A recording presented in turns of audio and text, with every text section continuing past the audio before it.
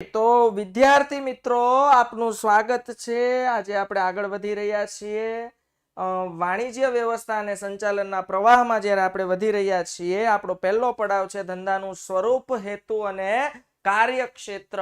અને I hope કે તમને ધંધા વિશે જાણીને મજા આવે છે। આપણે ગયા લેક્ચરમાં જોયું કે ધંધો માત્ર નફો કમાવાનું કામ કરતો નથી। આજે માત્ર નફાના ઉદ્દેશથી મેં કીધું ને એક સેલ્ફિશ ધંધો ક્યારેય વધુ પ્રગતિ કરતો નથી। માત્ર નફાના ઉદ્દેશથી ધંધો ચલાવવામાં આવે ચાલતો નથી, લોંગ પીરિયડ માટે નથી ચાલતો। હાલો, તો આજે ધંધાકીય એકમ જ્યારે નફો કમાવાની પ્રવૃત્તિ તો કરે જ છે, એઝ વેલ એઝ સાથે સાથે નફાની સાથે સાથે વિદ્યાર્થી મિત્રો એની એક સામાજિક જવાબદારી પણ પોતે અદા કરતા હતા। તો આપણે ગયા લેક્ચરમાં જોયું કે ધંધો કઈ રીતે પોતાની સામાજિક જવાબદારીઓ અદા કરતા હતા। આપણે જોયું કે ભાઈ ધંધાના સામાજિક હેતુઓ શું હતા। આજે માત્ર નફો નફો નફો જ નહીં, હાલો વિદ્યાર્થી મિત્રો સમજાય છે? આજે માત્ર નફો નફો નફો જ નહીં પણ સામાજિક હેતુ। આજે હું સમાજમાં રહીને જો કામ કરતો હોય અને મારી સામાજિક જવાબદારી પણ જો અદા ન કરી શકતા હોય તો એઝ અ ધંધાકીય એકમ તરીકે હું માત્ર નફાના હેતુથી સ્થપાયેલો છું, એક સ્વાર્થીપણું છે અને એ સિવાય હું સમાજને કોઈ રીતે મદદરૂપ થતો નથી। તો વિદ્યાર્થી મિત્રો ગયા લેક્ચરમાં આપણે જોયું કે સારો ગુણ વાજબી હે।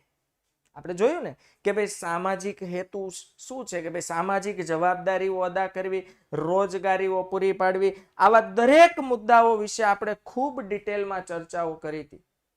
કે ગુણવત્તા, પછી કોઈ કમ્પેરિઝન હોય, કર્મચારીઓ હોય, કઈ રીતે કોની જવાબદારી કઈ રીતે નિભાવવી, આ ધંધાકીય એકમનો ધ્યેય બની જતો હતો વિદ્યાર્થી મિત્રો। તો આ સામાજિક હેતુ હતો ધંધાકીય એકમ। આજે આપણે જોવા જઈ રહ્યા છીએ ધંધાકીય જોખમો। તમને એમ થાય સાહેબ વળી ધંધામાં શું જોખમ હોય? જો વિદ્યાર્થી મિત્રો પૃથ્વીના જોખમો શું છે, જેમ કે હમણાં બીપર જોઈ ગયું, આ વાવાઝોડું, સુનામી, ભૂકંપ આવવો, દાવાનળ ફાટી નીકળવો, આ દરેક વિદ્યાર્થી મિત્રો આ દરેક એક પ્રકારના જોખમો છે, કુદરતી જોખમો છે જેમાં આપણે કશું કરી શકતા નથી, જેમાં આપણો કોઈ કંટ્રોલ નથી, જેને આપણે આવતા રોકી શકતા નથી। હા, પ્રિપેરેશન કરીને આપણે એની જે નુકસાન કરવાની ક્ષમતા છે બાળકો, એ ક્ષમતાને આપણે ઘટાડી શકીએ છીએ। સમજાય છે એવરીબડી? ઓકે, તો આજે મારે તમને વાત કરવી છે ધંધાના જોખમો। તો આ જે હું તમને નામ બોલ્યો ને બાળકો, એ ધંધાને અસર કરે। હું જોખમની વાત કરું છું ને ત્યારે મને એક સરસ મજાનો ટોપિક યાદ આવે છે, મને કહેવાનું મન થાય છે। તો સાંભળો વિદ્યાર્થી મિત્રો, આજથી વર્ષો પહેલાની જે હું વાત કરું છું, ખૂબ સરસ સ્ટોરી છે, આના પાસેથી કંઈક શીખવાની જરૂર છે। સરસ સ્ટોરી છે, સાંભળજો। તો સ્ટોરી એવી છે વિદ્યાર્થી મિત્રો, જાપાનનો એક વ્યક્તિ છે સોઈચિર, એનું નામ છે સોઈચિર। આ સોઈચિર નામનો વ્યક્તિ એક એન્જિનના પિસ્ટન બનાવે છે। આ જે ફોર વ્હીલ જે કાર આવે છે એ કારના એન્જિન હોય ને, એન્જિનના પિસ્ટન બનાવે છે।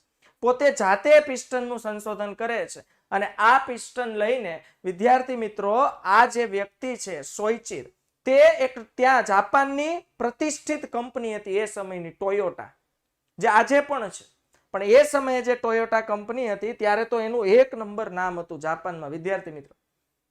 તો આ જે ટોયોટા કંપની હતી એની પાસે પોતાના જે એન્જિનના પિસ્ટન છે, પિસ્ટનની ડિઝાઇન લઈને જાય છે સોઈચિર। તો ડિઝાઇન લઈને જાય છે એટલે એનો જે પ્રાથમિક તબક્કાનો માણસ છે, સાંભળજો, તમને એમ થાય સાહેબ આ ઉદાહરણમાંથી શું શીખવા મળે, પૂરું થાય એટલે હું કહીશ શું શીખવા મળશે। તો બાળકો પેલા એક વ્યક્તિને મળે છે, ટોયોટાનો જ એક વ્યક્તિ છે, અને આ વ્યક્તિ શું કરે છે, એન્જિનનું પિસ્ટન જોઈને એનું એન્જિનનું પિસ્ટન રિજેક્ટ કરી દે છે, પણ આ વ્યક્તિ હાર નથી માનતો। આ સ્ટોરી પરથી શીખવાનું જરૂર છે કે ક્યારે હારવું ન જોઈએ, બેસી તો ન જ રહેવું જોઈએ, ઊભા થઈને દોડવાનું, ગમે તેવા પડી જાવ।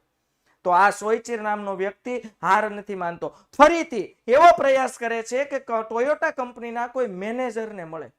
તો આજે આ સોઈચિર નામનો વ્યક્તિ ટોયોટા કંપનીના મેનેજરને મળે છે। તો મેનેજર પણ એનું એન્જિનનું જે પિસ્ટન છે એની જે ડિઝાઇન છે એને રિજેક્ટ કરે છે. તેમ છતાં સોઈચિર નામનો જે વ્યક્તિ છે, જાપાનનો આ જે વ્યક્તિ છે, એ હાર નથી માનતો અને પોતાના પ્રયત્નો શરૂ રાખે છે. અને અથાગ પ્રયત્નો પછી એક સમય એવો આવે છે વિદ્યાર્થી મિત્રો કે આ સોઈચિર નામનો વ્યક્તિ કંપનીના ઉચ્ચ હોદ્દા પર બિરાજમાન CEO હોય છે ટોયોટા કંપનીના. અચાનક એની ક્યારેક એક વખત મુલાકાત થાય છે અને આ મુલાકાતમાં તે પોતાના એન્જિનના પિસ્ટન બતાવે છે. અને મજાની વાત તો એ હતી કે જ્યારે CEO લેવલના વ્યક્તિના એન્જિનનું પિસ્ટન બતાવ્યું ને ત્યારે આ ડિઝાઇન એને ગમી. સાંભળજો, સ્ટોરીમાં દમ છે વિદ્યાર્થી મિત્રો. એનો સંઘર્ષ તમે જુઓ, એનો સંઘર્ષ તમે જુઓ. તો એની ડિઝાઇન સિલેક્ટ થઈ બાળકો, અને ટોયોટા કંપનીએ ઘણા બધા પિસ્ટન બનાવવાની એને શું આપી છે? ઓફર આપી. ઘણા બધા પિસ્ટન બનાવવાની એને સરસ મજાનો મોટો ઓર્ડર આપ્યો. પણ બાળકો, એના નસીબમાં ઓલા કહેવાય ને, ઓલા ભમરા ઉડતા હોય, અમુકના નસીબ જ એવા હોય. બિચારો ઓલા જેઠાલાલ જેવા નસીબ હોય. કાંઈક સારું કરવા જાય ને તો ઓલો ભમરો ગુણ કરતો આવીને આખું બધું છે ને વીખી નાખે, પથારી ફેરી નાખે. એમાં સોઈચિર નામના વ્યક્તિ સાથે બાળકો આવું જ થયું.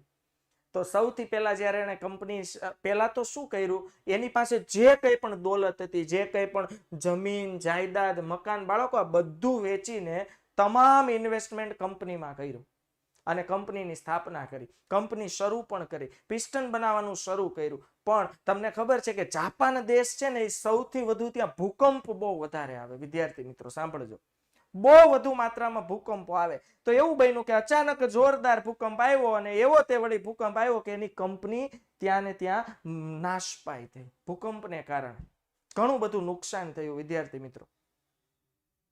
તો આ જ્યારે ઘણું બધું નુકસાન એને થયું તો પણ એ હાર માનતો નથી. આ સોઈચિર નામનો વ્યક્તિ હાર માનતો નથી. અને આ સોઈચિર નામનો વ્યક્તિ પોતાના અથાગ પ્રયત્નો સતત અને કન્ટિન્યુ શરૂ રાખે છે. અને સતત અને અથાગ પ્રયત્નોને કારણે ફરીથી હવે શું કરે છે? માર્કેટમાંથી લોન મેળવે છે, બેંકમાંથી મોટા પ્રમાણમાં લોન લઈને ફરીથી કંપનીની સ્થાપના કરે છે વિદ્યાર્થી મિત્રો. પણ જ્યારે માર્કેટમાંથી લોન લે છે, ફરીથી કંપનીની સ્થાપના કરે છે, એન્જિનના પિસ્ટન બનાવવાની શરૂઆત કરે છે, તો એ સમયે દ્વિતીય વિશ્વયુદ્ધ ચાલતું હતું.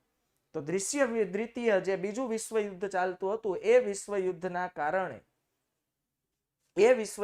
કારણે એક અચાનક બોમ્બ આવ્યો અને સીધો બિચારા સોઈચિરની ફેક્ટરી ઉપર. એટલે પાછી ફેક્ટરી બળીને ખાખ થઈ ગઈ, બળીને ભૂકો થઈ ગઈ. સોઈચિર મિસ્ત્રી બાળકો કેટલા અડગ મનનો માનવી છે તમે જુઓ. હાર નથી માનતો. હાલો, સમજાય છે? હાર સ્વીકારતો નથી સોઈચિર મિસ્ત્રી. હાર એને મંજૂર નથી. અને આ જ સોઈચિર નામનો વ્યક્તિ ફરીથી સંકલ્પ કરે છે. માર્કેટમાં સગા સંબંધી, ભાઈબંધ, દોસ્તાર, મિત્રો દરેક પાસેથી ઉછીના રૂપિયા લઈને બાળકો ફરીથી કંપની શરૂ કરે છે. પણ આ વખતે પાછું એનું પાછું ઊંધું પડે છે. સમયસર ટોયોટા કંપનીના એન્જિનના પિસ્ટન ન બનાવવાને કારણે, કારણ કે ત્રણ આપત્તિ જ્યારે આવી પડી હોય ત્યારે સમયસર એન્જિનના જે પિસ્ટન છે ન બનવાને કારણે ટોયોટા કંપનીએ બાળકો એનો જે ઓર્ડર હતો ને એ કેન્સલ કરી નાખ્યો. હવે શું કરવું? હવે કંપની છે તો ઓર્ડર નથી. તેમ છતાં આ વ્યક્તિ હારતો નથી. જો તમે એની અડગ મન તમે જુઓ, હારતો નથી. અને અંતે નક્કી કરે છે કે કોઈ અન્યની કારમાં જો મારા પિસ્ટન ન ચાલે તો કાંઈ નહીં, હવે હું મારી પોતાની કાર બનાવીશ અને મારી જ પોતાની કારમાં મારા જ બનાવેલા એન્જિનના પિસ્ટન હું ફિટ કરીશ. અને આ સોઈચિર નામના વ્યક્તિએ બાળકો એ સમયમાં હોન્ડા કંપનીની સ્થાપના કરી. એ હોન્ડા કંપનીનો માલિક છે. અને તમે આજે જુઓ હોન્ડા કંપની કેટલી અવ્વલ દરજ્જે, કેટલી અને ટોયોટા કરતા પણ નંબર 1 કંપની જ્યારે બની ગઈ હોન્ડા કંપની. એની કાર જોઈ લો, એની ટુ વ્હીલ જોઈ લો, અઢળક વેચાણ અને આખા વિશ્વમાં. આ તો સોઈચિર નામનો વ્યક્તિ જેને હોન્ડા કંપનીની સ્થાપના કરી. કહેવાનો મારો મતલબ શું છે? એ આમ પડતો હતો પણ બેસી રહેતો ન હતો. પડતો હતો, ઊભો થતો હતો, ભાગતો હતો, દોડતો હતો, પાછો પડતો હતો, ઊભો થતો હતો, ભાગતો હતો, દોડતો હતો. આવું જ્યારે અડગ મન હોય ને ત્યારે સફળતા પામી શકાય. આ મેં વાત કરી સફળતાની. હવે આમાં શું શીખવાનું? આમાં હતું ધંધાકીય જોખમ. મેન વાત એ હતી, ધંધાકીય જોખમ હતા. બોલો, ભૂકંપ નડે ધંધાને? તમને લાગ્યું કે આ ઉદાહરણમાં ધંધાને ભૂકંપ નડ્યો હોય? સમજાય છે? ભૂકંપ નડે છે. ઓલો દ્વિતીય વિશ્વયુદ્ધનો બોમ્બ ગોળો જાતો તો બીજે ને આવ્યો સોયરસીની કંપની ઉપર, નડે. બીજું સાહેબ શું શીખવાનું હતું? તો મેં તમને છે ને આમાં સંચાલનની 3 સપાટી બતાવી દીધી. 12માં આવશે કે તળ સપાટી, મધ્ય સપાટી અને ઉચ્ચ સપાટી. કે આ જયારે પિસ્ટન લઈને ગયો ને એટલે પેલા તળ સપાટીને માણસને મળ્યો રિજેક્ટ, પછી મધ્ય સપાટી મેનેજરને મળ્યો રિજેક્ટ, અને પછી ઉચ્ચ સપાટી જ્યાં સીઈઓ હોય, chief executive officer, board of directors, કંપનીના મેનેજિંગ ડિરેક્ટર્સ હોય, એને મળ્યો. આવશે 12માં. તો આજે આપણે શું આના પરથી શીખ લેવાની છે કે સોયચીર જેવા અડગમનના બનશું. પડી જશું પણ સાહેબ બેસી રહીશું નહીં. ભાગશું, દોડશું, વાંચશું, લખશું, મહેનત કરશું. આ પરીક્ષામાં 5 માર્ક્સ ઓછા આવે, આવતી પરીક્ષામાં વધારે મહેનત કરશું. આવા અડગમન સાથે આજે આપણે વાત કરવી છે ધંધાકીય જોખમોની. જો વિદ્યાર્થી મિત્રો, તમને વ્યવસ્થિત દેખાય છે? Okay, very nice. તો જુઓ બાળકો, ધંધાકીય જોખમો 2 પ્રકારના બતાવેલા છે. જુઓ, એક તો એવા કુદરતી જોખમ. હવે કુદરતી જોખમ એ આપણા હાથમાં નથી, આપણે એને રોકી શકતા નથી. એને લિમિટ એટલે એને થોડા હળવા કરી શકીએ, હાલો, પણ એને રોકી તો બિલકુલ શકતા નથી. અને માનવ સર્જિત જોખમો છે, આપણે ખુદ ઉપજાવેલા છે. તમે જુઓ, આમ જુઓ કેટલું છે આમાં. કુદરતમાં માણસમાં જો આટલો ફરક છે. લીટીઓ ગણો. આ 1 લીટી કુદરતી જોખમ. આમ જો 1, 2, 3 અને 4. આ 4 લીટીમાં ખાલી લખ્યું છે. એ સિવાય માણસોએ પૃથ્વી ઉપર કર્યું છે હું જોખમો ઉભા કર્યા છે. આ માણસનું કામ છે. તમે જુઓ, પ્રદૂષણનું જોખમ માણસે ઊભું કર્યું, પાણીનું પ્રદૂષણ માણસે ઊભું કર્યું. કુદરતે તો કેવું વિધાઉટ ફિલ્ટર, કોઈ જાતનું ફિલ્ટર ન કરવું પડે એવું શુદ્ધ પાણી આપ્યું હતું. આપણે ફિલ્ટર લાવ્યા. શું કામ લાવ્યા? કારણ કે ગંદુ જ આપણે કર્યું, ચોખ્ખું આપણે જ કરવું પડે. કુદરત તો હજી ક્લીન આપે છે પણ સાચવી શકતા નથી. સમજાય છે? ઓકે, તો સાંભળો, કુદરતી જોખમ હું વાત કરું છું વિદ્યાર્થી મિત્રો. ધંધાને એવા કયા કુદરતી જોખમો નડે? તો જો, સુનામી. તમને ખબર છે સુનામી આવે ને એટલે દરિયામાં ભરતી આવે. ભરતી તો એવી ડેન્જર ભરતી આવે. આજથી ઘણા વર્ષો પહેલાની વાત કરું ને તો થાઈલેન્ડમાં ફીફી આઇલેન્ડ છે, ત્યાં આવી જોરદાર ભરતી આવી હતી બાળકો. અને આ જોરદાર ભરતીને કારણે, ઓકે, આપણે આ પેન વાપરીએ બાળકો. આ પેન ચાલશે? ચેક કરો તો. હા, દોડશે. ઓકે. તો બાળકો, એ વખતમાં એટલી બધી સુનામી આવી હતી કે પાણીને લીધે બધું આસપાસના વિસ્તારો તણાઈ ગયા હતા. આને સુનામી કહેવાય. ધરતીકંપ આપણને ખબર છે, અર્થક્વેક, હાલતા ધ્રુજારી બોલાવી દે છે. ભગવાનની તાકાત જુઓ, આખી પૃથ્વીને ધણધણાઈ નાખે. આ ભગવાનની તાકાત છે. પછી વાવાઝોડું, એ તો હમણાં લેટેસ્ટ જોયું આપણે, બીપર જોઈ. કેવું આમ જોઈ એટલે આનંદ થાય એવું હતું ને, આમ જોઈને કેવી મજા આવે એવું હતું. હા, બીપર જોઈ જેવા કુદરતી જોખમો રહેલા છે. મારો કહેવાનો મતલબ વિદ્યાર્થી મિત્રો એટલો જ છે, આ સુનામી હોય, ધરતીકંપ હોય કે વાવાઝોડું હોય, આવા દરેક કુદરતી જોખમો બાળકો ધંધાને બહુ મોટા પાયે અસર કરે છે. હું તમને ખાલી બીપર જોઈની વાત કરું તો બીપર જોઈને લીધે આસપાસના દરિયા વિસ્તારના ઘણા ધંધાકીય એકમો બંધ રહ્યા હતા. હાલો, એના કારણે આપણી શાળા કોલેજો બંધ રહી હતી. કેટલીક વખત ધરતીકંપને કારણે, મેં કીધું એમ, સોયચીર હોન્ડા કંપની કેમ ધરતીકંપને કારણે પડી ગઈ, એવી ઘણી કંપનીઓ પડી જાય બાળકો. આવા કુદરતી જોખમો જે છે તે ધંધાને નડતા હોય છે. સમજાય છે?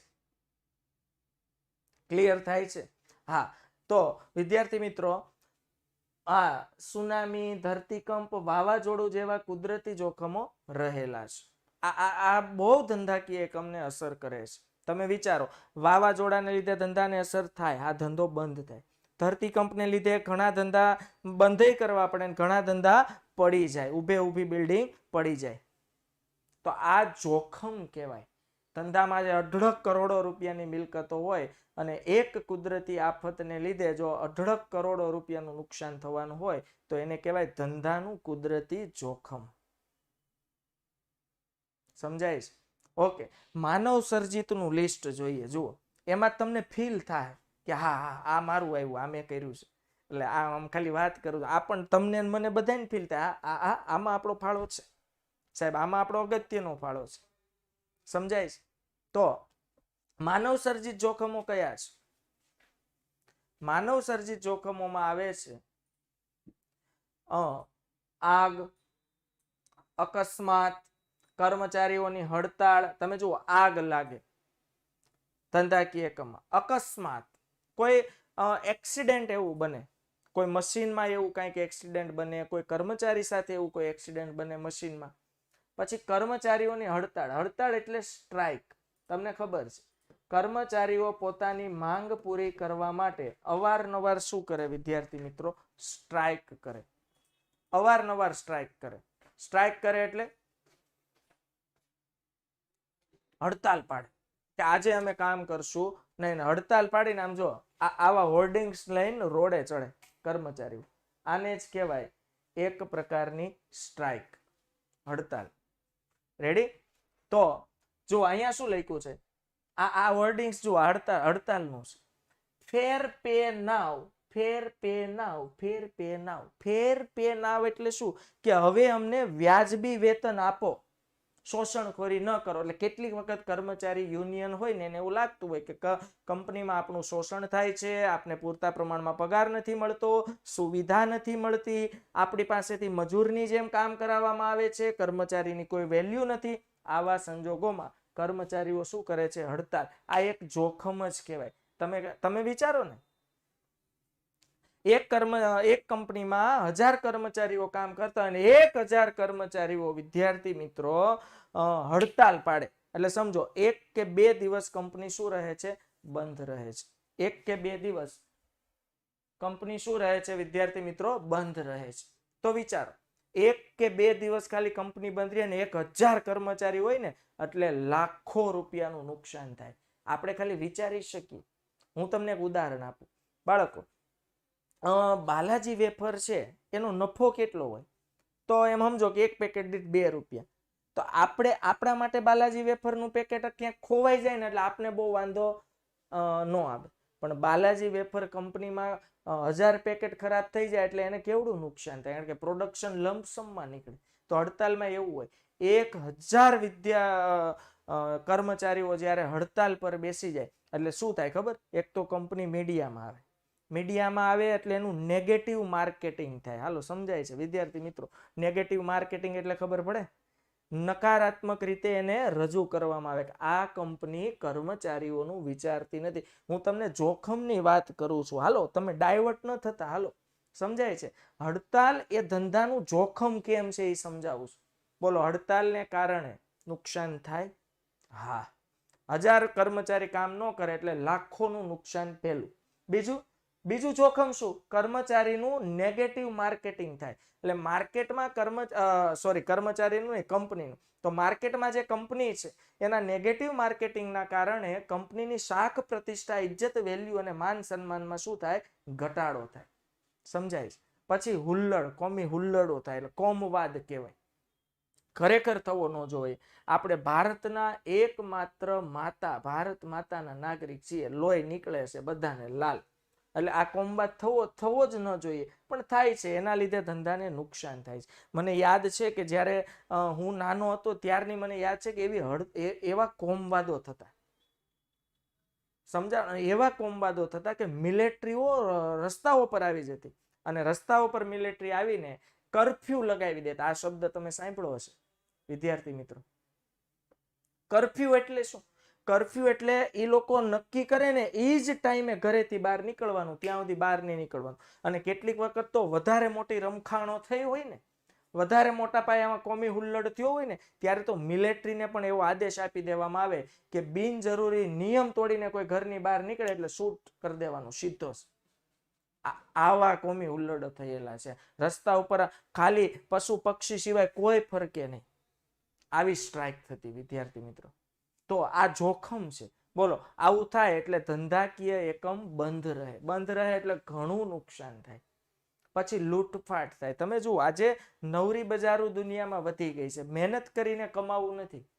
બાકી આપણું તો એવું માનવું છે કે તમે મહેનત કરીને 5 રૂપિયા લાવશો, પરસેવાના હશે ને, 5 રૂપિયાની વસ્તુ લઈને ખાશો ને તો પેટમાં તમને ફીલ થશે. પણ કોઈનું લૂંટેલું, કોઈનું ગમે તેમ કરીને એનું નુકસાન કરીને મેળવી લીધું, લૂંટફાટ કરેલું ક્યાંય લાંબુ કામ આવતું નથી. પણ લૂંટફાટને લીધે ધંધાને નુકસાન થાય. ધંધાની સારી સારી વસ્તુ ઘણા ચોરી જાય, આવું શક્ય બને છે. સમજાય છે? પછી ચોરી થાય, ગ્રાહકોની પસંદગીમાં ફેરફાર થાય. જો આ સમજાવ. હવે બાળકો, તમને હડતાલ, કોમી હુલ્લડ, લૂંટફાટ, જો હું તમને એક વસ્તુ કહું, તમને હું જ્યારે પૂછું કે સમજાય છે, હા ઓકે સર, યસ સર, હા સમજાય છે, આવા આન્સર આપ. બિનજરૂરી તમે, મને કોઈ પ્રોબ્લેમ નથી, સમજો મારું કામ છે ભણાવવા, પણ તમે બિનજરૂરી જ્યારે લખો છો ત્યારે એનો મતલબ શું થાય ખબર? તમારું ધ્યાન છે ને એ અત્યારે મેસેજ ટાઈપ કરવા, મેસેજ ટાઈપ કરવામાં ધ્યાન હોય એટલે એવું બને કે એક મહત્વનો ટોપિક માઇન્ડમાંથી નીકળી જાય. આ મગજ એવું છે કે જ્યાં વધુ કોન્સન્ટ્રેટેડ હોય ને ત્યાં વધુ ધ્યાન હોય, એટલે બીજામાંથી ધ્યાન ભટકી જાય. એટલે એ ખાસ ધ્યાન રાખજો, લખો એનો વાંધો નથી. સમજાય છે? ઓકે. તો બાળકો, ગ્રાહકોની પસંદગીમાં ફેરફાર. જો આ કેટલું મોટું જોખમ. હવે આને કેમ પોગી વળું? સમજો આપણો એક રેડીમેડ કપડાનો શોરૂમ છે. હવે રેડીમેડ કપડાના શોરૂમ આપણે શું કર્યું ખબર? મુંબઈ ભિવંડીમાંથી રેડીમેડ કપડાના મોટા મોટા બિલ્ડિંગો છે, મોટી મોટી ગોડાઉનો છે, ત્યાંથી આપણે અત્યારે હાલની લેટેસ્ટ ફેશન પ્રમાણે કપડાં લઈ આવ્યા. કપડાં તે વળી એટલા બધા લઈ આવ્યા, 5 લાખનો માલ દુકાનમાં ભરી દીધો. અને હાલો 1 મહિનો થયો ને ત્યાં ફેશન બદલી ગઈ. એટલે આ ગર્લ્સમાં તો ખાસ એવું ન થાય, ઘડીક વાર થાય તો પ્લાઝો આવેલો, આપણા દાદાનો ચોરણો આવતો ને એ જ પ્લાઝો, નામ ખાલી બદલી ગયું એટલે ફેશન બદલી ગઈ. તો દીકરા, ફેશન જે બદલી જાય છે એના લીધે ધંધાને બહુ મોટું નુકસાન થાય. તમે સમજો 5 લાખનો માલ આપણે ભરી દીધો દુકાનમાં, હા કે ના? તો 5 લાખનો માલ ભરી દીધો ને મહિનામાં ફેશન બદલી, જોખમ જ કહેવાય. પછી માંગમાં ઘટાડો થાય, તો એના લીધે આપણા કપડાની માંગ શું થાય? ઘટે. લોકો આપણી વસ્તુની ડિમાન્ડ નહીં કરે, કારણ કે આપણી વસ્તુ આઉટ ઓફ ફેશન થઈ જાય. આ નવો યુગ છે ને તમારો, તો દરેક વસ્તુ ફટાફટ આઉટ ઓફ ફેશન કહેવાય. આવું મન ન ચાલે. તો આપણે કે ભાઈ એમઆઈ નો ફોન ના ચાલે, એ તો આઉટ ઓફ ફેશન ફોન કહેવાય, મારે તો આઈફોન જ જોઈએ. તો આ જે આપણે આવા ધંધા જે કરીએ છીએ આ બંધ કરી દેવાનું છે. વિદ્યાર્થી મિત્રો, ફોનમાં કોઈ લાખ રૂપિયા નાખે, નો નખાય, કાંઈ વાંધો નહીં. જુઓ, લોકોની જીવનશૈલી આ વધી પડતા હોય ન ખાય ભાઈ, ક્યાંક તો પછી નાખવાનું, બહુ અઢળક પૈસા. બાકી આમ જો હપ્તા કરીને લેવા હોય તો ન લેવાય, એમ કાંઈ વાંધો નહીં. લોકોની જીવનશૈલી બદલાની છે. મેં કીધું ને, જો આ એટલે પોઈન્ટ લીધો હતો, જીવનશૈલી. નબળું ના ચાલે સાહેબ, નબળું તો ચાલે જ નહીં, વટ પડવો જોઈએ સાહેબ. ચશ્મા તો રેબનના જ જોઈએ, શૂઝ તો નાઇકીના જ જોઈએ, લોન લઈને લેવાય સાહેબ, પણ નબળું ન પહેરાય, વટ પડવો જોઈએ માર્કેટમાં, આ કે ના?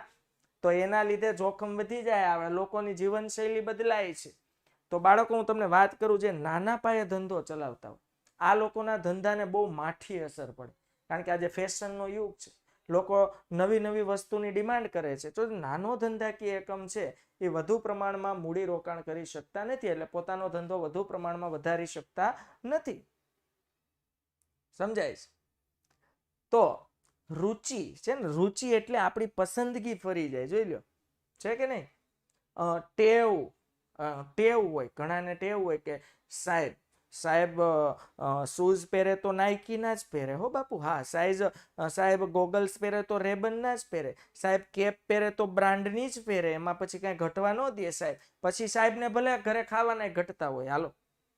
તો આ જે રુચિમાં ફેરફાર થાય છે, એટલે આ બધી વસ્તુ વિદ્યાર્થી મિત્રો ધંધાને પણ નડે છે, કારણ કે આજે ફેશન બદલાય છે એટલે ધંધા પર સીધી માઠી અસર પડે છે. હાલો, સમજાય છે ને એવરીબડી? વિદ્યાર્થી મિત્રો, તો રુચિ બદલાય છે, ટેવ વગેરેમાં ફેરફાર થાય છે. હરીફાઈ તમે જુઓ, કોમ્પિટિશન કેટલો, જરાક તમે પાછા પડ્યા એટલે પાછળથી કોઈ ટેક ઓવર કરી જાય છે. આ મોટામાં મોટું જોખમ.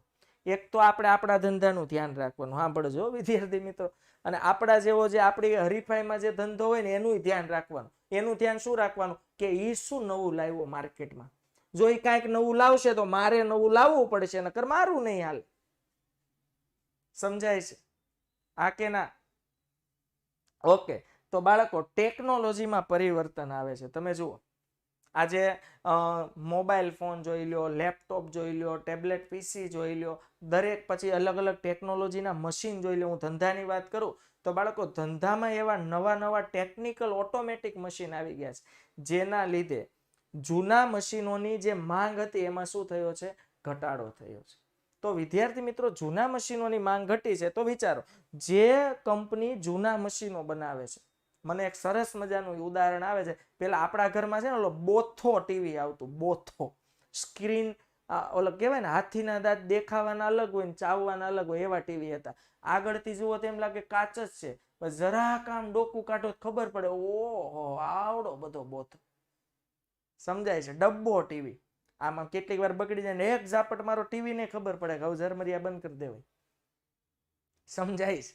તો વિદ્યાર્થી મિત્રો, મારો કહેવાનો મતલબ એ છે, પેલા છે ને જાપાનની શાર્પ કંપની હતી, એલજી કંપની હતી, પેનાસોનિક કંપની હતી. આ બધી કંપનીઓ છે ને આવા ટીવી બનાવતી, ડબ્બા ટીવી.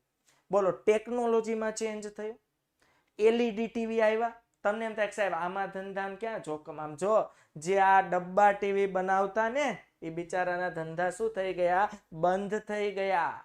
તો આ જોખમ કહેવાય. તમે સમયની સાથે નથી ચાલતા તો તમને આ પરિસ્થિતિનો સામનો તમારે કરવો પડે છે.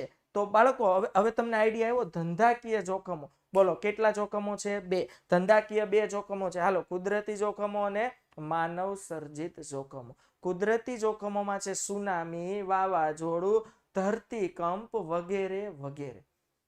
અને માનવ સર્જિતમાં લખવાના આગ, અકસ્માત, કર્મચારીઓની હડતાલ, કોમી હુલ્લડો, લૂંટફાટ, ચોરી, ગ્રાહકોની પસંદગીમાં ફેરફાર થાય, એની રુચિમાં ફેરફાર થાય, લોકોની જીવનશૈલી બદલાઈ જાય, લોકોની ટેવ બદલાઈ જાય, હરીફાઈ એટલી બધી હોય. આ દરેક પરિવર્તનને કારણે માનવ સર્જિત જોખમો ઊભા થાય છે. તો વિદ્યાર્થી મિત્રો, આ જે માનવ સર્જિત જોખમો છે, હવે આપણે આગળ વધીએ. જો ધંધા, હવે આ જોખમોના કારણો શું? મેં કીધું ને, આ ઘણા એમ કે અમારે એવું, આપણે એવું થાય ક્લાસમાં કોઈને ઊભા કરીએ ને, આલે ભાઈ ઊભો થા તો શું કરશો? તો કે મેં કાંઈ નથી કર્યું. પછી આપણે બહુ દબાણમાં પૂછીએ ને, તે જ કર્યું છે. હા સર, ભૂલ થઈ ગઈ. તો આપણે એમ કે શા માટે આવું કર્યું? એટલે આપણે કારણ પૂછતા હોય ને તો મારા દીકરા હામું એમ કે સાહેબ કારણ નહીં જ આપું, કારણ મને ગમે છે. મારા દીકરા આપને આવું સમજાવીને જાય. બોલો, એટલે ટેલેન્ટ ભર્યું છે હો ભારતમાં કે સાહેબ કારણ નહીં જ આપું, કારણ મને ગમે છે. એટલે પછી આપણે ના છૂટકે બેહાડ દેવો પડે, કારણ તો આપવાનું નથી. ઓકે, તો ધંધાકીય જોખમના કારણો એટલે કોઈ પણ વસ્તુ હોય ને એનું કંઈક બનવાનું કારણ હોય. આજે ધંધાકીય જોખમો જે આવે છે, તો ધંધાકીય જોખમો આવવાના પણ શું હોય છે? કારણો હોય છે. જુઓ, એની ચાવી છે ભૌતિક ટેકાવે માંગની હરીફાઈ. આપણે ખબર ઓલું ગીત આવે માહી વે, તો આપણે એમ બોલો ભૌતિક ટેકાવે માંગની હરીફાઈ. ભૌતિક ટેકાવે માંગની હરીફાઈ. આ મારો વ્યૂ છે કે હું જો આ ચાવી વાંચું ને તો આમ વાંચું. મન કોણ જોવાનું છે? મનમાં મોઢે બોલવાનું છે. ભૌતિક ટેકાવે માંગની હરીફાઈ. આવા કંઈક નુસ્ખા નાખશો ને એટલે ચાવી મોઢે થઈ જાય. સમજાય છે? આપણે એમ નથી કહેતા માહી વે, માહી કાઢીને ટેકા વે, બસ આટલું જ કરવાનું છે. સમજાય છે? તો ભૌતિક ટેકા વે માંગની હરીફાઈ. તો જો કેટલા મુદ્દા છે વિદ્યાર્થી મિત્રો? 6 મુદ્દા છે. જોઈએ આપણે. પેલું છે ભૌતિક. મેં તમને જોખમ વિશે ઘણો આઈડિયા આપ્યો, એટલે કારણ સમજતા તમને વાર નહીં લાગે. પણ કારણ નહીં જ આપું એવું મારથી કહેવાય? ન કહેવાય. આપું છું. જુઓ, ભૌતિક જોખમ, ટેકનોલોજીમાં ફેરફાર, ભૌતિક ટેકા વે એટલે ભૌતિક જોખમ. ભૌતિક એટલે ફિઝિકલ, એટલે ધંધામાં કોઈ યંત્ર, મશીન, આ તે એ છે ને હમણાં આપણે ડિટેલમાં સમજશું. ઓકે, ભૌતિક જોખમો છે. ટેકનોલોજીમાં ફેરફાર જોઈ લો. ટેકનોલોજી ફેરફાર થાય છે, કાયદા, રૂલ્સ એન્ડ રેગ્યુલેશન્સ બદલાય. આજે ભારત સરકાર દ્વારા જે કાયદાઓ ઘડવામાં આવે છે, કાયદામાં ચેન્જીસ થાય, એને લીધે ધંધાને ઘણો ફરક પડે. વૈકલ્પિક પેદાશોનો ભય, કે આ વૈકલ્પિક જે વિકલ્પ હોય તે પેદાશોનો ભય હોય કે કઈ પ્રકારની વૈકલ્પિક પેદાશો બને છે, અલગ અલગ વિકલ્પ હોય. પછી છે માંગની અનિશ્ચિતતા. માંગ અનિશ્ચિત. હા, કેટલીક વાર એમ થાય કે આપણા વસ્તુની માંગ વધશે, નોય વધે ભાઈ, માર્કેટ છે. હરીફાઈ. જો હરીફાઈ તો ઓહો એટલું અઘરું પરિબળ છે. તમે જુઓ, એવું કોઈ ફિલ્ડ બાકી નથી કે જ્યાં હરીફાઈ ન હોય. સમજાય છે? તો બાળકો ભૌતિક ટેકાવે માંગની હરીફાઈ, તો ભૌતિક જોખમ, ટેકનોલોજીમાં ફેરફાર, કાયદા ચેન્જીસ થાય. તમે લખી શકો કાયદામાં ફેરફાર, શબ્દ ઉમેરાય, એવું કઈ નથી. હા, પણ કાયદા શબ્દ હોવો જોઈએ. પછી વૈકલ્પિક પેદાશોની માંગ, માંગની અનિશ્ચિતતા છે, માંગની અનિશ્ચિતતા અને હરીફાઈનું પ્રમાણ. જોઈએ બાળકો વન બાય વન એના કારણ. જો ભૌતિક જોખમ, ધંધામાં ઉપયોગમાં લેવાતી મિલકતો. ભૌતિક એટલે ફિઝિકલ, જેને તમે નરી આંખે જોઈ શકો છો, મન થાય તો તમે એને સ્પર્શી શકો છો, એને કહેવાય ભૌતિક. સમજાય છે? તો ધંધામાં ઉપયોગમાં લેવાતી મિલકતોને થતું નુકસાન ભૌતિક જોખમ ઊભું કરે છે. આપણા ધંધામાં આપણે જે મિલકતોનો ઉપયોગ કરીએ છીએ અને આ મિલકતોને જે નુકસાન થાય છે એ નુકસાનને કહેવાય ભૌતિક નુકસાન કે ભૌતિક જોખમ. સમજાય છે વિદ્યાર્થી મિત્રો? ધંધામાં ઉપયોગમાં લેવાતી મિલકતોનું થતું નુકસાન એટલે ભૌતિક જોખમ. હવે તમને ફટાફટ સમજાશે. યંત્રો અને સાધનો કામ કરતા બંધ થઈ જાય, વહન દરમિયાન માલને નુકસાન થાય, ત્યારે ભૌતિક જોખમ ઊભું થાય છે. જો અહીં કેટલા બધા યંત્રો અને આ તે બતાવ્યું છે, તમે જુઓ છે. આ ભાઈ વસ્તુ ઉપાડતા જાય છે ને એ જે કોથળો પડ્યો તો ખભે પડ્યો હેઠો, તો વસ્તુને નુકસાન થાય, એને કહેવાય ભૌતિક જોખમ. સમજાય છે? તો કહેવાનો મારો મતલબ છે કે તમે વસ્તુનું હલનચલન કરતા હો, યંત્રો પર કામ કરતા હો ને યંત્રો બંધ પડી જાય, યંત્રોમાં શોર્ટ સર્કિટ થઈ જાય, ભૂકા બોલી જાય, આ બધા ભૌતિક જોખમો છે. સમજાય છે વિદ્યાર્થી મિત્રો? ક્લિયર થાય છે? બીજું છે ભૌતિક ટેકાવે, એટલે ટેકનોલોજીમાં ફેરફાર. જોઈ લો, ટેકનોલોજીનું સરસ જો ઉદાહરણ મૂક્યું છે વિદ્યાર્થી મિત્રો તમારા માટે. હાલો, ટેકનોલોજીમાં થતી શોધખોળોને કારણે, ટેકનોલોજીમાં થતી શોધખોળોને કારણે ઉત્પાદન પદ્ધતિમાં ફેરફાર કરવા પડે. જો નવી નવી ટેકનોલોજી આવે ને એટલે આપણે આપણી પદ્ધતિઓમાં શું કરવા પડે? ચેન્જીસ કરવા પડે. આ મોટું જોખમ. કારણ કે નવી ટેકનોલોજી આવે તો શું થાય? તમે નહીં વસાવો તો બીજો ટેક ઓવર કરવા માટે રેડી જ છે. અને તમે એ પ્રોડક્ટ, એ કંપની, એ મશીન જે છે, એ યંત્ર છે, તમે વસાવશો તો તમારે મૂડી રોકાણ કરવું પડશે, વધારે પૈસાનું ઇન્વેસ્ટમેન્ટ કરવું પડશે. હાલો, એટલે આ સુડી વચ્ચે સોપારું જેવું છે કે આમ જવું કે આમ. એટલે ધંધો કરવો છે તો પછી કરવું પડશે રોકાણ. જો ટેકનોલોજીમાં બાળકો ફેરફાર થાય ને, જે કરવો જ પડે. આજે તમે ટેકનોલોજીની સાથે નહીં ચાલો તો ધંધો જે પ્રગતિની દિશામાં જવો જોઈએ એટલો ઝડપથી જશે નહીં. ઉચ્ચતમ ગુણવત્તાવાળું ઉત્પાદન કરવા માટે નવી ટેકનોલોજી અપનાવવી પડે છે. આજે તમારે ઉચ્ચતમ શ્રેષ્ઠ ગુણવત્તાવાળું ઉત્પાદન કરવું હોય બાળકો, તો આપણે નવી નવી ટેકનોલોજી લાવવી જ પડે. માર્કેટમાં સમયની સાથે ચાલવું હોય તો નવી ટેકનોલોજી લાવવી જ પડે. જૂના યંત્રોને સ્થાને નવા યંત્રો વસાવવા જ પડે, નહીતર આપણે ઓલ્ડ ફેશન થઈ જાય. જો આપણા મમ્મી પપ્પાને આપણે એ બિચારાઓને સ્માર્ટફોનમાં નથી ખબર પડતી એટલે આપણે નથી કહેતા ઓલ્ડ ફેશન. એને ખાલી સ્માર્ટફોનમાં જ નથી ખબર પડતી, બાકી આમ જો એ અનુભવનો નિચોડ છે, એમાંથી ઘણું શીખવા મળે. પણ આપણે શીખવાની આપણી નજર હોવી જોઈએ. જો હું તમને બતાવું ટેકનોલોજીનો ફેરફાર. પેલા છે ને દીવો હતો, દીવાના પ્રકાશે લોકો જમી લેતા ને તોય મોજ ને રોજે રોજ હતી. આજે જુઓ, પછી આ બલ્બ આવ્યો, ખબર? પીળો બલ્બ, આમ લગાવો ને એટલે રૂમ આખો ગરમ થઈ જાય. અને એ જે પાવર ઉપાડે એને કહેવાય હોનો લેમ્પ. ગામડે આપણે જતા ને એમ કહેતા હોનો લેમ્પ લઈએ જા, આ 100નો લેમ્પ, 100 વોલ્ટ જેને કહેવાય. પછી બાળકો જો આવા આમ જોયું છે સ્પ્રિંગ જેવા લેમ્પ આવ્યા. અને આજે બાળકો અત્યારે લેટેસ્ટ જમાનો શેનો છે? એલઈડી લેમ્પનો. જો આ એલઈડી લાઇટ છે ટેકનોલોજીમાં. બોલો, આ લેમ્પ વાળાએ જો આ ફેરફાર કર્યો હશે તો એ આગળ વધ્યો હશે ને અહીંયા ને અહીંયા રહ્યો હશે તો એનું પતી ગયું, પૂરું થઈ ગયું હોય. તો આ જોખમ છે. તમારે નવી ટેકનોલોજી માર્કેટમાં લાવવી જ પડે, એના વિના છૂટકો નથી.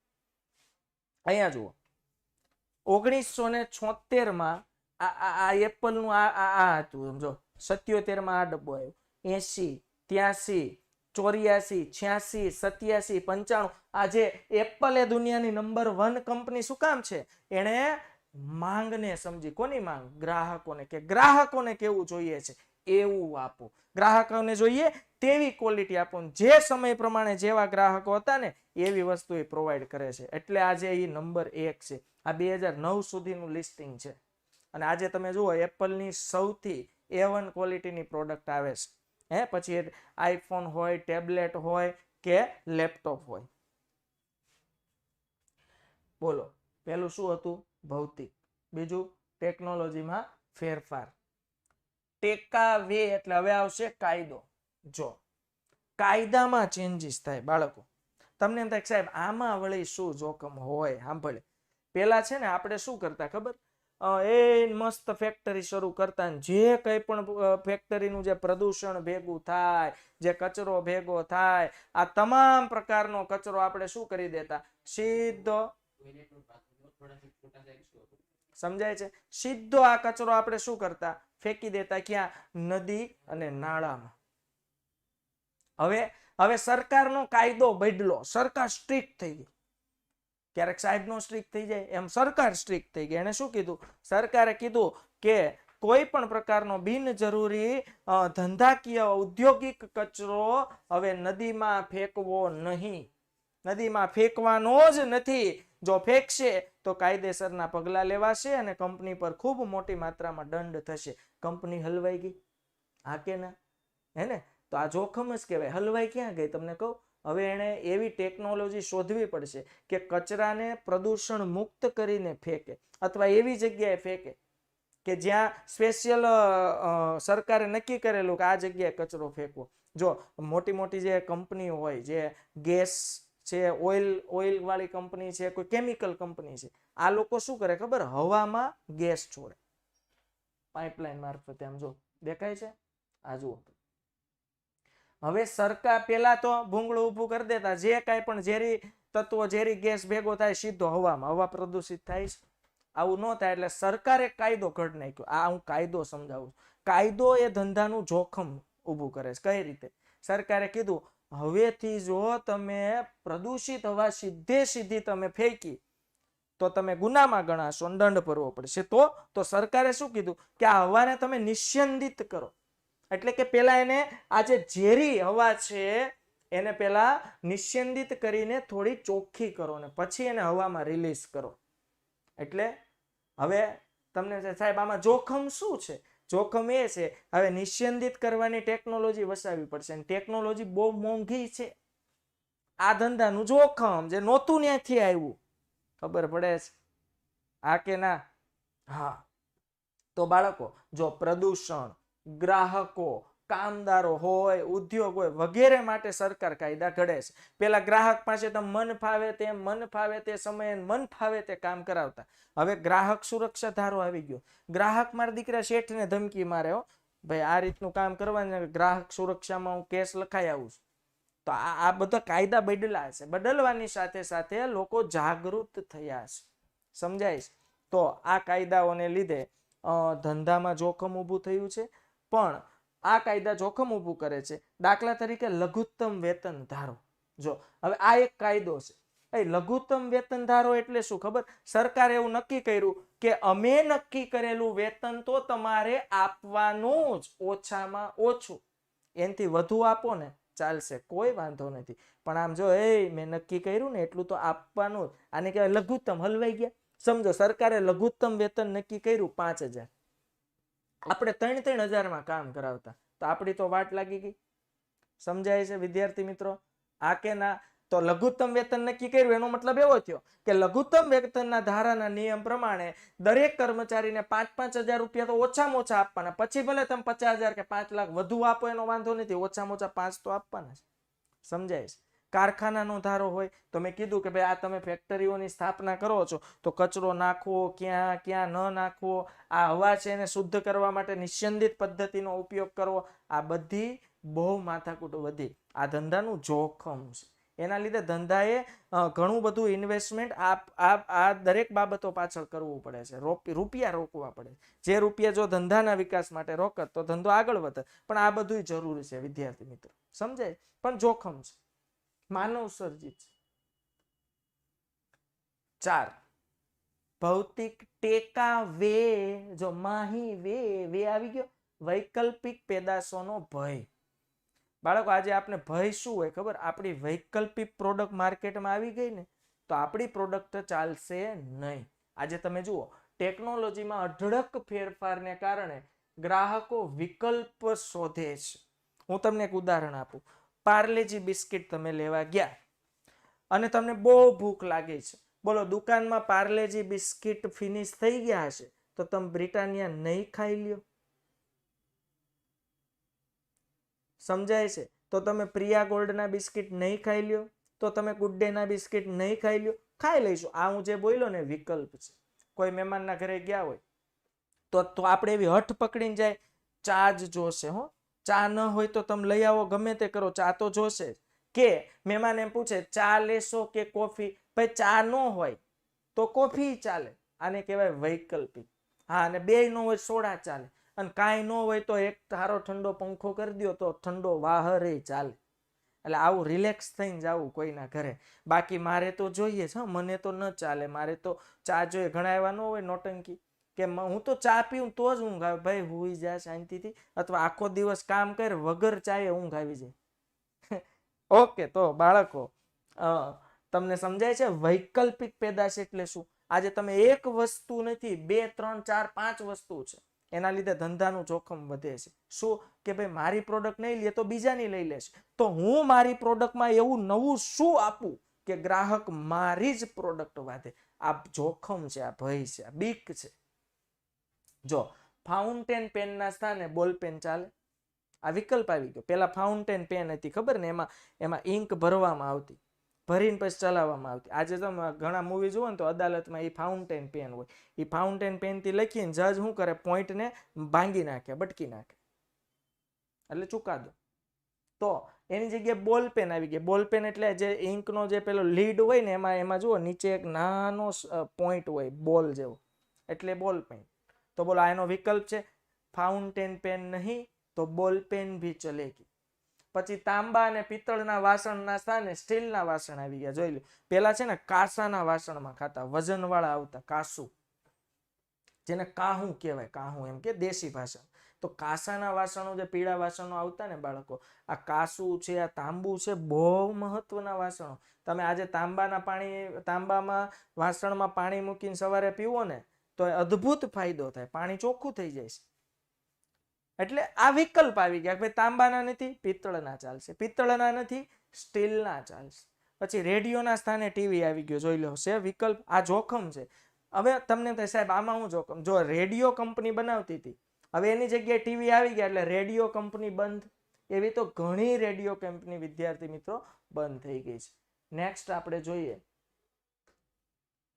માંગની અનિશ્ચિતતા. હવે માંગનું કઈ ઠેકાણું જ નથી કે ક્યારે કઈ વસ્તુનો માંગ વધી જાય, ગ્રાહકની રુચિ ક્યારે બદલી જાય, ફેશન ક્યારે બદલી જાય. ફેશન બદલે અચાનક આપણી વસ્તુની માંગ ઘટી પણ જાય. જોખમ છે.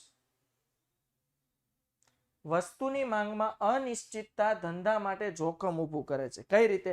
જેમ કે ગ્રાહકોની આવક, ગ્રાહકોની રુચિ, ગ્રાહકોને શેમાં રસ છે, વસ્તુની કિંમતમાં ફેરફાર થાય કે ફુગાવો એટલે અચાનક ભાવ વધી જાય તો પણ આપણી વસ્તુ કોઈ ન લે. આ પાછું જોખમ. ભાવ વધે તો જોખમ, ભાવ ઘટે તો જોખમ. સમજાય છે? જેની અસર ધંધાના નફા ઉપર થાય છે. તો માંગની અનિશ્ચિતતાની અસર ધંધાના નફા ઉપર થાય છે. છઠ્ઠો પોઈન્ટ છે હરીફાઈ. મેં કીધું ને કોમ્પિટિશન કોને નથી નડતું? આજે કઈ ફિલ્ડમાં કોમ્પિટિશન છે, પણ આજે તમને એક મહત્વની વાત કહું છું કે હરીફાઈ ગમે તેટલી હોય, કોમ્પિટિશન ગમે તેટલું હોય, તમારે ક્યારેય કોઈને હરાવવાની કોશિશ નથી કરવાની. આપણે જીતવાની કોશિશ કરવાની. હરાવવા બાબતે વિચારવાનું જ નહીં. હું કેમ જીતું એમ વિચારશો એટલે તમે માર્કેટમાં હાલશો.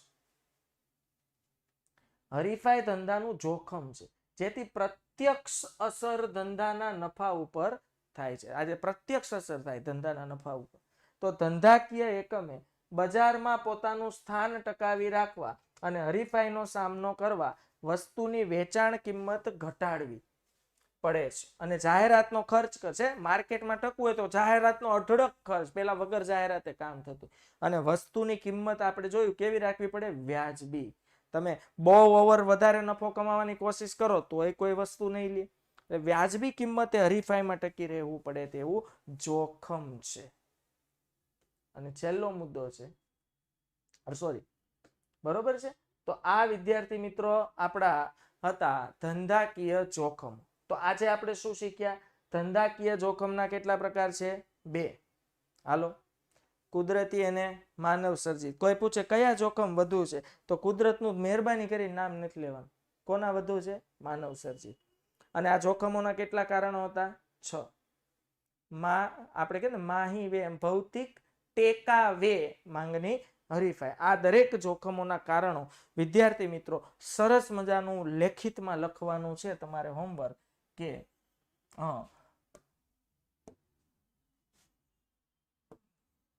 ધંધાકીય જોખમોના કારણો વ્યવસ્થિત લખીને સમજીને મોઢે કરવાના છે. મને વિશ્વાસ છે કે તમે જરૂરથી કરશો. યસ, મારો વિશ્વાસ તમે જાળવી રાખશો. હા કે ના? હા, એમ દીકરા હાય નથી પડતા. હવે આવનારા ક્લાસમાં એક સરસ મજાનો ટોપિક આપણે શીખવાના છીએ. બહુ મસ્ત ટોપિક છે, આવનારા ક્લાસમાં આપણે જોશું. તો વિદ્યાર્થી મિત્રો, આઈ હોપ કે તમને BA વાણિજ્ય વ્યવસ્થા ભણવાની મજા આવી રહી છે. હા કે ના? Okay, very good. તો વિદ્યાર્થી મિત્રો, ફરીથી મળવા માટે અત્યારે આપણે પાછું નીકળવું પણ પડે, ટાઈમ ટુ ટાઈમ. ઓકે, ધન્યવાદ તમારો, ખૂબ ખૂબ આભાર. ફરીથી મળશું. આભાર. જય હિન્દ.